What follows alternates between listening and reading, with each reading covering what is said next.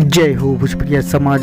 जी हाँ, तो अब की बार फिर भोजपुरिया king power star Pawan Singh और उनके धर्मपत्नी मिस ज्योति सिंह जी से जुड़ल नया एवं तरोताजा रिपोर्ट यानी बड़ी खबर लेके बनी, जो उनकी फिर लाखों के गिफ्ट दिल बने और ढेर सारा बधाई जो उनकी चारों तरफ खूब वायरल हुई बा और दर्शकों अभी ना भी जानत हुई उनकी अब जानकारी के भी रिपोर्ट जान जाई और सारा खुशखबरी के भी रिपोर्ट यहाँ तो सारा कुछ रिपोर्ट डिटेल साथ लेके बनी। क्या कि पवन सिंह अभी लंदन बने, लेकिन आप लोग अभी हैरान हो जाए नया रिपोर्ट जान के कि लंदन से भी कोई कमी ना छोड़ा अपना पत्नी ज्योति खतरा।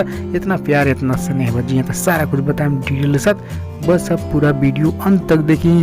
उससे पहले एक और रिक्वेस्ट करें आपसे कि यदि आप भोजपुरिया आर्यन चैनल पर नया बानी तो जुड़ जाए, सब्सक्राइब कर ली और एक घंटी के आप जरूर दबा। जी हाँ, तो चलिए अब दर्शक फैंस लोग को बताइए नया तरोताजा रिपोर्ट बड़ी खबर की आप लोग हर हमेशा न्यूज़ जानबे करनी पवन सिंह के दरिया दिली और हर हमेशा फैंस के बीच या अपना फैमिली मेंबर के बीच।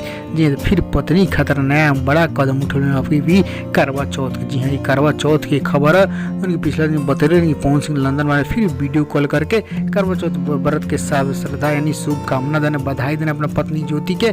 जी हाँ, बात भी करने वीडियो कॉल से पिछला रिपोर्ट देख ले तुम, लेकिन अब वो भी रिपोर्ट हम पता कर लेंगे कि कितना गिफ्ट का दिल बने। उनकी फिर गिफ्ट के भर मारे खूब गिफ्ट दे के खुश कर पत्नी ज्योति के। उनकी पत्नी ज्योति बलिया अपने मायके नैहर में बड़ी। जी हाँ, तो मीडिया सूत्रों बड़ी खबर है। आप लोग नया जानकारी रिपोर्ट बता दीजिए। यहाँ तक कहल जाओ Pawan Singh London film set बना अपना तीसरा यानी तीन फिल्म सेट चले वाला बा। दूसरा फिल्म सेट में पहला कंप्लीट भी हो गया, वो दूसरा फिल्म सेट के दौरान नया खबर वहाँ से ही मिला था फैंस के बीच कि पवन सिंह और पत्नी के अकाउंट में, जी हाँ, अकाउंट में पैसा ट्रांसफर करके, जी हाँ, पैसा ट्रांसफर करके गिफ्ट यानी गिफ्ट के सामान यानी गहना, जी हाँ, गहना ज्वेलरी खरीदना अपना साले लोग से। जी हाँ, 2 साला वाले लोग उस साला लोग से गिफ्ट खरीदना।